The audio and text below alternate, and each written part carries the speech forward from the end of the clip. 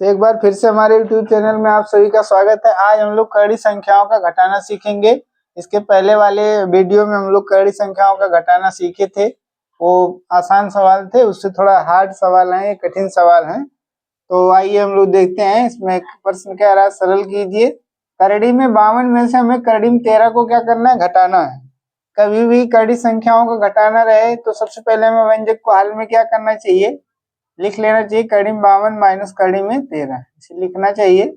इसके बाद बराबर का निशान लगाना चाहिए और हमें देखना चाहिए कि कर्ड़ी में कौन सी संख्या छोटी है। यहाँ पे छोटी संख्या 13 और 13 अभाज्य संख्या है, तो ये जैसे है ये ऐसी ही रहेगी। और जो बड़ी संख्या है इसका हम अभाज्य गुणनखंड हमें करना पड़ेगा। तो हम लोग यहाँ पे ये जो 52 है इसका क्या करेंगे, अभाज्य गुणनखंड करेंगे। अभाज्य गुणनखंड इसी 52 का करेंगे हम लोग यहाँ पे रफ कार्य में, इसी 52 का यहाँ पर। तो 52 किससे कटेगा, 2 से कट जाएगा। 2 दूने 4 और एक यहाँ बचा 12 हो गया, 2 छक 12। उसके बाद 2 एक नम 2, 2 3 6, फिर 13 एक नम 13। तो यहाँ से देख सकते हैं 52 का हमें गुणनखंड मिल गया। गुणनखंड का मतलब कि 52 को हम गुणा के रूप में क्या लिख सकते हैं, वही गुणनखंड कहलाता है। तो 52 की जगह पे हम लोग 2 गुणे 2 गुणे 13 लिख सकते हैं। 2 गुणे 2 गुणे 13। फिर माइनस है तो माइनस लगाएंगे। कर्ड़ी में 13 है, कर्ड़ी में 13 लिख देंगे। ये कितना कर्ड़ी में 13 है, एक कर्ड़ी में 13 है। और इसके बाद हम लोग यहाँ क्या करेंगे, जिन अभाज्य संख्याओं का जोड़ा बनेगा कड़ी के अंदर, वो अभाज्य संख्याओं में इसके जोड़े में से एक ठो संख्या, वही संख्या बाहर निकल जाएगी। तो यहाँ पे 2 का जोड़ा बना है तो 2 के जोड़े में से एक निकल जाएगा कड़ी से। कड़ी से वही संख्या निकलती है जिस एक जैसी संख्या का जोड़ा बनता है। तो 2 के अभाज्य गुणनखंडों का जोड़ा बन गया, 2 बाहर निकल गई। इसके बाद कड़ी में बच गई कितनी, 13 और माइनस एक कड़ी में 13। अब ये सवाल जो है ये के युग हो गया है। ये एक पद में से दूसरा पद अब घट सकता है। क्यों घट सकता है, देख सकते हैं गिनती के बाद करड़ी वाली जो गिनतियां है सेम है। जब तक ये सेम नहीं रहेंगी तब तक घट नहीं सकता है। तो 2 करड़ी में 13 में से एक करड़ी में 13 घटाना है, तो यहाँ पे हो जाएगा एक करड़ी में 13। और हम लोग एक ठू अगर कोई भी करड़ी है, एक ठू है, तो हम लोग एक क्या कर सकते हैं, छिपा सकते हैं। हम इसको करड़ी में 13 भी लिख सकते हैं। यही होगा हमारा आंसर। इसी तरह से हम लोग दूसरा सवाल करेंगे। दूसरे सवाल में हम लोग ले लेते हैं और करड़ी में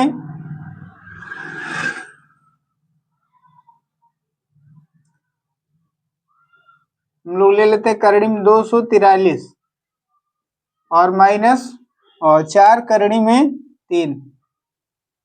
4 करड़ी में 3 ले लेते हैं।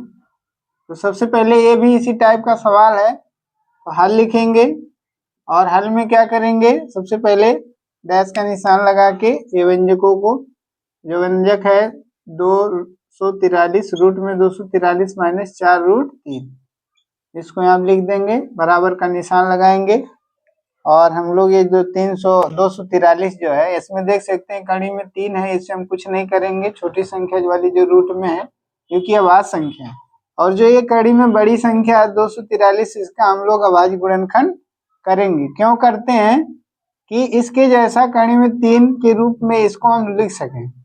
तो 243 जो है इसका हम लोग प्राइम फैक्टर यानी अभाज्य गुणनखंड करेंगे। ये 2 से कटेगी नहीं क्योंकि अंतिम में सम अंक नहीं है। 0 2 4 6 8 में से 2 से कटती। तो 3 से काटेंगे, 3 8 24, 3 1 3, 3 दूनी 6, 2 बचा 21 हो गया, 3 7 21, फिर 3 9 27, इसके बाद 3 3 9 और 3 1 3। तो उम्मीद करता हूँ ये अभाज्य गुणनखंड समझ में आया होगा। अगर समझ में नहीं आया होगा तो इस पे हमने वीडियो बनाया है, उसे आप डिस्क्रिप्शन में जाके देख सकते हैं, उसका लिंक है। तो रूट 243 का अभाज्य गुणनखंड, इसकी जगह पे हम लोग 3 गुणे 3 गुणे 3 कितनी टाइम, कितनी बार, 3 गुणे 3 गुणे 3 5 बार लिखेंगे। देख सकते हैं यहाँ पे 5 बार है। और फिर माइनस है, माइनस लगाएंगे और 4 रूट 3 लिख देंगे। ये जो पीछे है 4 रूट 3 इसी को लिख देंगे। तो यहाँ पे हम लोग देखेंगे कि एक जैसे अभाज्य संख्याओं का कितना जोड़ा बन रहा है। जितना जोड़ा बनेगा उस जोड़े में से एक एक संख्याएं बाहर निकल सकती हैं। कड़ी से बाहर तभी निकल सकती है जब एक जैसी संख्याओं का जोड़ा बने, और जोड़े से केवल एक संख्या निकल सकती है। तो यहाँ से एक निकली 3, और फिर गुणे का निशान लगाएंगे क्योंकि यहाँ पे भी जोड़े में एक संख्या 3 का एक जोड़ा और है, तो ये भी निकल जाएगी कड़ी से बाहर।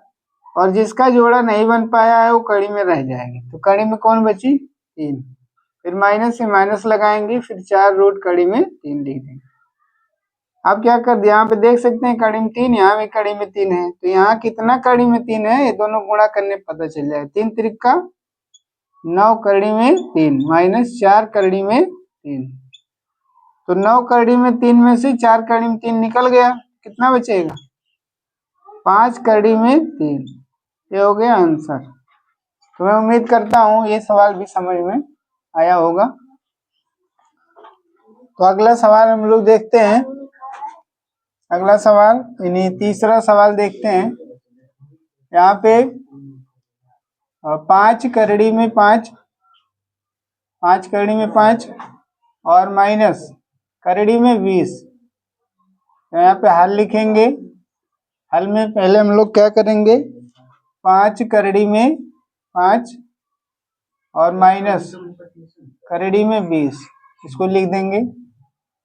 तो इस सवाल में हम लोग सबसे पहले बराबर का निशान यहाँ आगे लगाएंगे और क्या करेंगे, यहाँ करड़ी में हम लोग गिनतियों को देखेंगे। यहाँ पे कितना, एक कड़ी में 20 है, तो कड़ी में 5 कड़ी में 20। तो कड़ी में 5 जो है अभाज्य संख्या है, ऐसी इसे रहने देंगे। जो भी करड़ी वाला पद होगा जिसमें अभाज्य संख्या बैठी होगी इसको हम कुछ नहीं करेंगे, और जो भाज्य संख्या होगी उसका हम अभाज्य गुणनखंड करेंगे। तो ये जो 20 है ये हमारी भाज्य संख्या है। भाज्य संख्या का मतलब जो गिनती 2 से ज्यादा गिनतियों के पाढ़े में आए उसी को भाज्य संख्या कहा जाता है। तो हम इसे अभाज्य गुणनखंडों के गुणनखंड के रूप में लिख सकते हैं, बदल सकते हैं। ये 2 से कटेगी, 2 दहाई में 20 और 2 पच्चे 10 और 5 इक्यावन 5। तो हम लोग ये 20 की जगह पे क्या लिख सकते हैं, 2 गुणे 2 गुणे 5। तो इसकी जगह पे लिखेंगे 2 गुणे 2 गुणे 5। इसके बाद फिर बराबर का निशान लगाएंगे और यहाँ पे कड़ी में देखेंगे कि किसका जोड़ा बना। 2 का 2 अभाज्य संख्या जो 2 गुणे 2 है इसका जोड़ा बन गया, यानी एक क्या बाहर आने के लिए तैयार है, इसका जोड़ा बना हुआ है। ये बाहर चली आएगी 2 और करड़ी में क्या बैठी रह जाएगी 5, क्योंकि 5 का जोड़ा नहीं बना। तो यहाँ पे 5 रूट 5 में से 2 रूट 5 निकल जाएगा, तो कितना बचेगा, 3 रूट 5। ये हो गया आंसर, ये आंसर हो गया। तो हमें उम्मीद है कि ये भी सवाल समझ में आया होगा। तो इसी तरह से हम लोग चौथा सवाल लेते हैं। और करड़ी में 363 माइनस 7 रूट 3। तो ये जो रूट 3 है ये कैसी संख्या है, अभाज्य संख्या है। तो सबसे पहले हम लोग सवाल को क्या करेंगे, हल में लिख लेंगे, माइनस से माइनस लगाएंगे, 7 रूट 3 है इसे लिखेंगे। अब हमें करड़ी वाली गिनतियों पे नजर डालनी है। करड़ी वाली गिनतियों को देखेंगे, ये करड़ी में भाज्य संख्या है तो ये पद ऐसी रहेगा, और ये जो भाज्य संख्या कड़ी में इसका क्या होगा, प्राइम फैक्टर होगा। प्राइम फैक्टर को ही क्या कहते हैं, अभाज्य गुणनखंड। तो इस 363 का अभाज्य गुणनखंड करने के लिए हम इसे रफ कार्य में यहाँ पे लाएंगे, 363 लिखेंगे। और ये किससे कटेगी, 2 से कटेगी नहीं, क्योंकि इकाई में समअंक नहीं है, 0 2 4 6 8 में से नहीं है, तो हम इसे 3 से काटते हैं। 3 एकन्नम 3, 3 दूनी 6, 3 एकन्नम 3।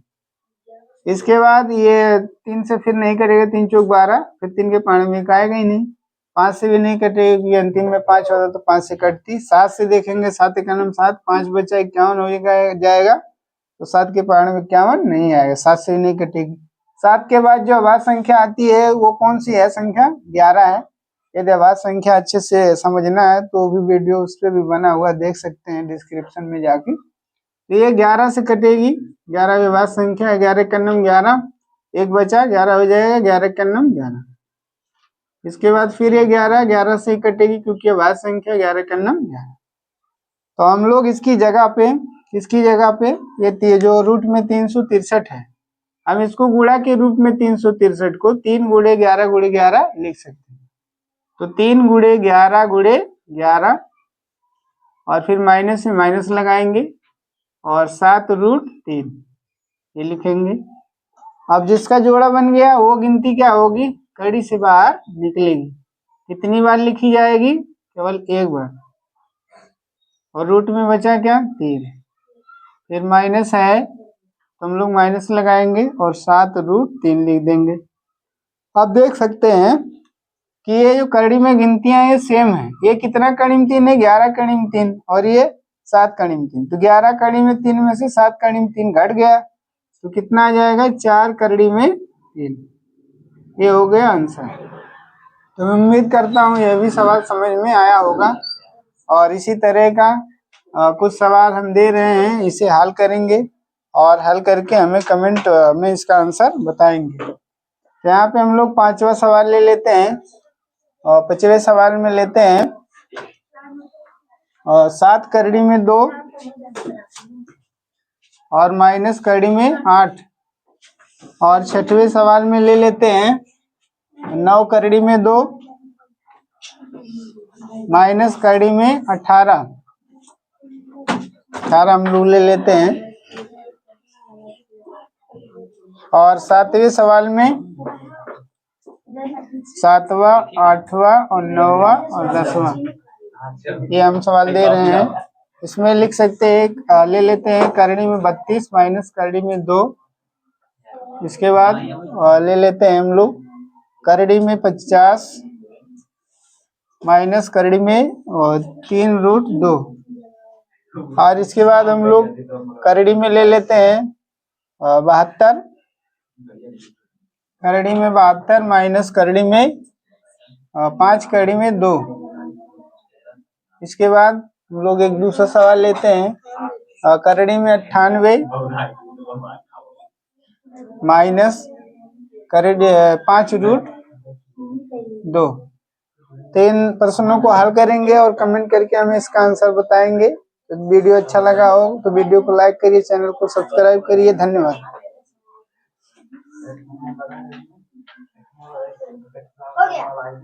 हो गया।